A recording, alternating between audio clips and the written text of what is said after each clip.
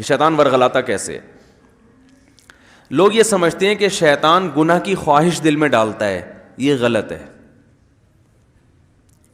گناہ کی خواہش یہ ویسے ہی دل میں ہوتی ہے. لوگ کہتے ہیں نا رمضان میں شیطان بند ہو جاتا ہے تو گناہ کیوں ہوتا ہے.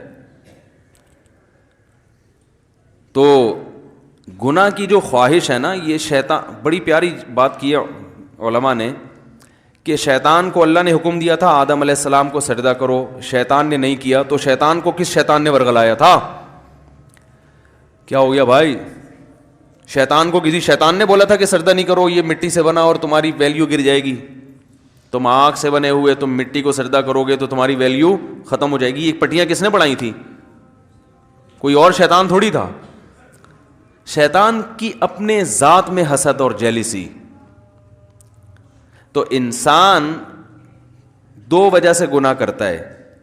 ایک تو یہ کہ اس کے دل میں خواہشات پوری کرنے کی چاہت اللہ نے ویسے ہی رکھی ہے. بھائی فرشتوں میں خواہشات ہوتی ہیں؟ نہیں ہوتی. فرشتوں میں نہ روٹی کی خواہش نہ کوئی اور خواہش, تو اللہ نے انسانوں میں رکھی ہوئی ہیں. روٹی بھی چاہیے, صحت بھی چاہیے, گھر بھی چاہیے, گاڑی بھی چاہیے, عزت بھی چاہیے, تو بہت ساری چیزیں چاہیے کر کے وہ ایک طویل فہرست بنائی ہوئی ہے اس نے. سر پہ بال بھی چاہیے, یہ بھی ضروری ہے. آج کل کیا ہمیشہ سے چاہیے. لیکن میں ان لوگوں سے کہتا ہوں کہ جو سر کے بال کٹا کے یہ سمجھتے ہیں کہ ہم اللہ کو راضی کر رہے ہیں, کم از کم یہ الزام اللہ پہ مت لگاؤ, ٹھیک ہے نا. بال کٹائیں, بعض لوگوں پہ ٹرینڈ اچھی لگتی ہے, لیکن اس کو سنت نہ سمجھیں. تو انسان کی طبیعت ایسی ہے کہ وہ خواہشات کی طرف مائل ہوتا ہے, اس کی فطرت ہے. وہ تو شیطان نہ بھی کہے تو مائل ہوتا ہے. دیکھو جب روزہ رکھتے ہیں تو ہمارا پانی پینے کا دل چاہتا ہے کہ نہیں چاہتا ہے پیاس میں؟ تو یہ شیطان سمجھا رہا کہ پانی پیو؟ بولے نا بھائی, وہ تو میڈیکل سائنس یہی کہتی ہے کہ جب پیاس لگے گی تو پانی پینے کا دل چاہے گا, تبھی تو روزے کا ثواب ملے گا. بھوک لگے گی تو روٹی کھانے کا دل چاہے گا. ہاں اب مسلمان یہ دیکھتا ہے بھائی اللہ کی طرف سے اجازت ہے تو کھا لو, اجازت نہیں ہے تو نہیں کھاؤ.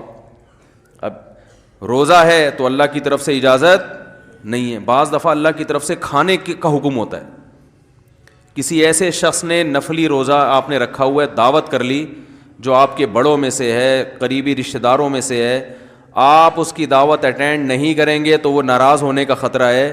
تو پھر شریعت کا حکم کیا ہے؟ یہاں روزہ توڑ دو, روزہ توڑ کے اس کی دعوت کھا لو. پھر فقہا کا اختلاف ہے, بعض کہتے ہیں کہ بعد میں قضا کرے, بعض کہتے ہیں نہیں کرے. امام حنیفہ کے نزدیک بعد میں قضا کرنا ضروری ہے. تو یہاں کھانا کیا بن گیا؟ حالانکہ اس وقت دل چاہ رہا ہوتا ہے کہ نہیں کھائے, کیونکہ اتنی مشکل سے دوپہر تک کا روزہ آپ نے برداشت کر لیا, صبح کی چائے چھوڑ دی, گٹکا بھی نہیں کھایا, صبح پان بھی نہیں کھایا, اتنی قربانیاں دے کے 12-1 بجے تک آپ پہنچے اور دعوت آ گئی, اور ایسی کی دعوت آئی جو آپ کے چچا لگتے ہیں رشتے میں اور بڑے قریبی ہیں. اب وہ ناراض ہو جائیں گے کہ یار آج ہی روزہ رکھنا تھا, میرے بچے کا ولیمہ ہے آج ہی روزہ رکھنا تھا. تو بہتر کیا ہے کہ آپ روزہ, حالانکہ یہاں دل چاہ رہا ہوتا کہ نہیں توڑو, کیونکہ فقہ حنفی میں تو بعد میں قضا کرنی پڑے گی نا اس کو, یا تو چلو بالکل ہی غریبی میں معاف ہو رہا ہوتا, کہتے بعد میں کون قضا کرے گا یار, آج رکھ لیا. تو خواہشات, یہ شیطان نہ بھی ہو تو انسان کے دل میں اللہ نے خواہشات کا ایک سمندر رکھا ہے. مسلمان کیا کرتا ہے کہ جب گناہ کی طرف اس کی طبیعت مائل ہوتی ہے, جو ہر ایک کی مائل ہوتی ہے, علماء کی بھی ہوتی ہے, بزرگوں کی بھی ہوتی ہے, عامی آدمی کی بھی ہوتی ہے, یہ تو انسان کی نیچر ہے. بھائی بھوک لگی ہوگی تو روزے میں دل شدید بھوک لگ رہی ہے آپ کو. دیکھو جب رمضان گرمیوں کا روزہ ہو اور دسترخوان پہ بیٹھے ہوئے ہوں, سامنے چاٹ اور پتہ نہیں کیا کیا چیزیں مزے کی رکھی ہوئی ہوتی ہیں, تو مفتی صاحب بھی ٹائم دیکھ رہے ہوتے ہیں نا جلدی, یار کتنا ٹائم رہ گیا, کیا خیال ہے, تو پتہ چلتا بھائی اس کا بھی دل چاہ رہا ہے. تو بزرگ بیٹھے ہوں گے وہ بھی بار بار دیکھ رہے ہوں گے, اذان کی طرف توجہ ہوگی کہ یار کب سائرن بجے گا یا کب اذان ہوگی. تو یہ جو خواہشات اللہ نے ہمارے اندر رکھی ہیں, ان خواہشات کی طرف ہر ایک کی طبیعت مائل ہوتی ہے. لیکن ان خواہشات پہ مسلمان عمل کیوں نہیں کرتا؟ بھائی ناجائز ہے, ضمیر ملامت کرتا ہے، بھائی سزا ملے گی اس پر، دنیا میں بدنام بھی ہو سکتے ہیں اور آخرت میں بھی سزا مل سکتی ہے. یہ چیزیں ہیں جو زنا سے بھی روکتی ہیں، شراب سے بھی روکتی ہیں، ماں باپ کے ساتھ بدتمیزی سے بھی روکتی ہیں، اور بہت ساری چیزوں سے. شیطان کیا کرتا ہے کہ جب آپ بریک لگا رہے ہو نا اس کے انجام کو دیکھ کے، تو شیطان اس کا بھیانک انجام پہ ایک چمک پٹی جو ہے نا یا ایک خوبصورت چادر لگا کے اس بھیانک انجام کو خوبصورت کر کے دکھا دیتا ہے. بات آ رہی ہے سمجھ میں؟ شراب پینے والا جو پہلی دفعہ شراب پیتا ہے تو اسے پتا ہوتا ہے کہ یہ غلط ہے، تبھی وہ کبھی اپنی اولاد کے لیے شراب کو پسند نہیں کرے گا کہ میرے بچے بھی شرابی ہوں، میری بیگم بھی شراب پیتی ہو، میرے ابا بھی پیتے ہوں، میری اماں بھی پی. وہ کہے گا میں ہی پیوں، باقی میرے رشتے داروں میں کوئی نہ پیے.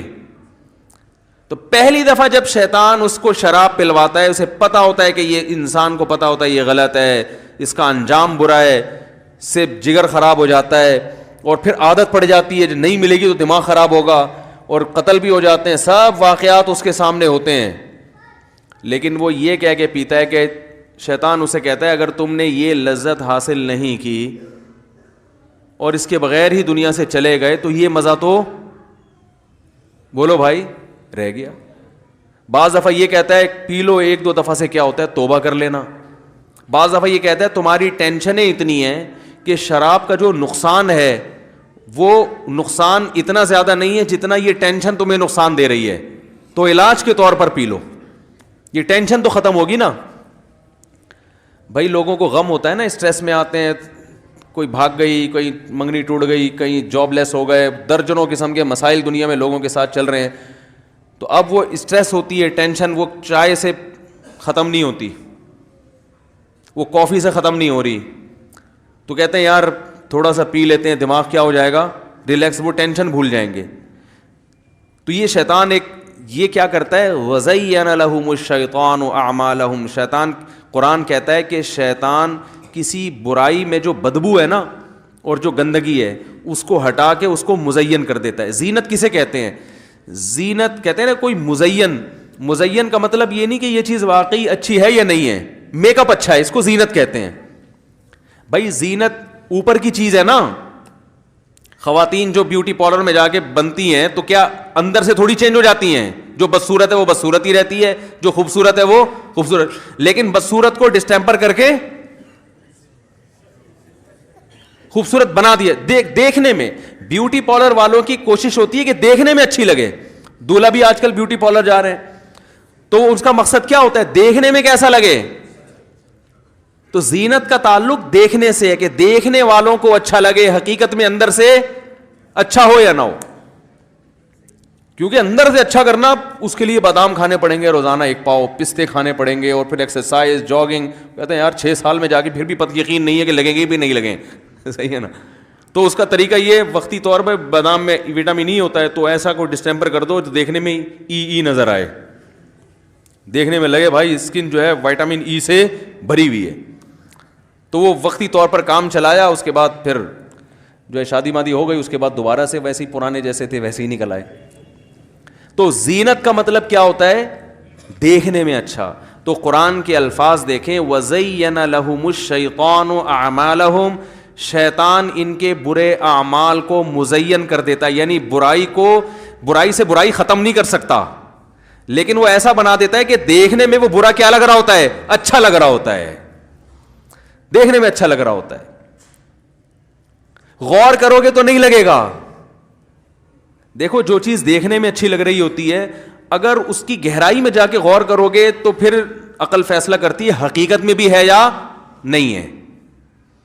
لیکن شیطان جب دیکھنے میں ایک چیز کو اچھی بنا دیتا ہے نا تو شہوت پرست لوگ پھر زیادہ ڈیپ میں جا کے غور کرنے کا تکلف نہیں کرتے. وہ کہتے ہیں یار اچھا ہے نا، بس نظر آ رہا ہے نا اچھا، تو حاصل کر لو اس کو.